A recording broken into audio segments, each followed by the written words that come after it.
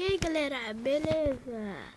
Aqui é o Thalisson, trazendo mais vídeo de como trocar a foto do mobzinho. Você aperta aqui no mobzinho, mas só que vai ter um negócio aqui.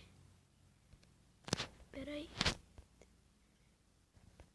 Aí você vai vir aqui nessa ferramenta aqui do último. Calma aí. Vai vir no mobzinho. Vai vir aqui nesse último. Aí vai vir aqui círculo flutuante.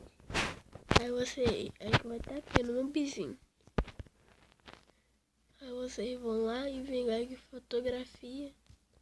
Vocês colocam a foto que você quiser. Eu aperto aqui nesse mais.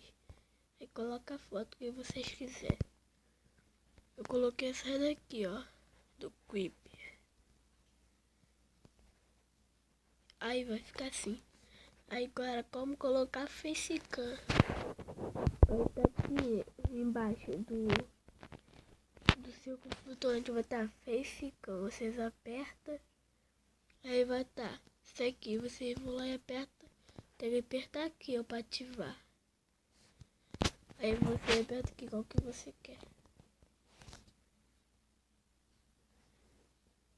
Eu quero esse.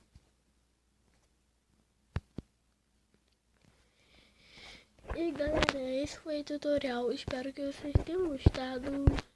E